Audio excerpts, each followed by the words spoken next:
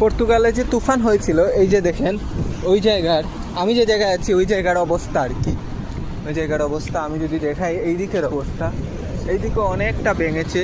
আপনাদেরকে দেখাই যদি, এই যে দেখেন গাছপালা অনেক কিছু আছে এইদিকে, আর ওইদিকে তো সম্পূর্ণ কিছু সরেই গেছে স্টেডিয়ামের এই দিকে আর কি। এই যে দেখেন, এই যে দেখতে পারতেছেন কি হয়েছে, এই যে দেখতে পারতেছেন ভেঙে চুরে কী হয়েছে পর্তুগালের এই জায়গাটা। আপনাদেরকে আমি দেখাই, এই যে দেখেন গাছপালা সব কিছু আর কি ভেঙে গেছে। এখন সুন্দর করে ওরা কাটকুট করতেছে সব কিছু। আর ওইদিকে তো আরও ঝামেলা হয়েছিল, এই যে দেখাতে পারি আপনাদেরকে। আমি বেশি দেখাতে পারবো কিনা জানি না, ওরা যেতে দিবে কিনা, তো যতটুকু দেখানো যাবে আমি দেখাবো। এই যে দেখেন স্টেডিয়ামের গেট ভেঙে গেছে, এই যে দেখেন ওইখানের পিছনে আর কি ফুটবলের স্টেডিয়াম একটা ছিল, ওইটার আর কি গেট ভেঙে গেছে। আপনারা দেখতেই পারতেছেন অনেক জিনিস আর কি ক্ষয়ক্ষতি হয়েছে এইদিকে।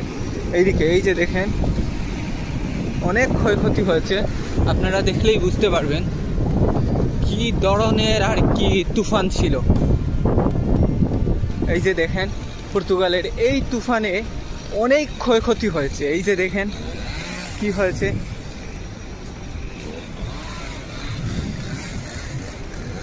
এই যে দেখেন স্টেডিয়ামের গেট ভেঙে গেছে, তারপর আরও নানান মানুষের নানান রকম ক্ষতি হয়েছে আর কি, যা অনেক মানুষের অনেক ক্ষতি হয়েছে যা মুখে বলে বোঝানো যাবে না। আর ভীষণ, এক কথায় বলতে ভীষণ খারাপ লাগতেছে এমন একটা সিচুয়েশনে আর এমন একটা পরিস্থিতিতে এই তুফানটা এসেছে, এবং কাউকে কোনো কিছু বলার বা কোনো কিছু করার কারোর জন্য এরকম কোনো সিচুয়েশনই নেই আর কি, সবাই সেম সিচুয়েশনে।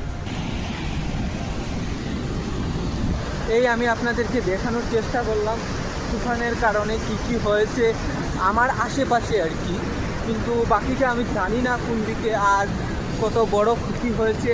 আরও বেশি ধরনের ক্ষতি হয়েছে অনেক মানুষেরই, অনেক অনেক ক্ষতি হয়েছে মানুষের। আল্লাহর রহমতে তারা যে এই ক্ষতিটা উদ্রে উঠতে পারে এইটাই দোয়া কামনা করি এদের জন্য।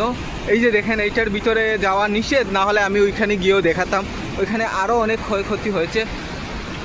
তাহলে বন্ধুরা আজ আমার ভিডিওটি এই পর্যন্তই।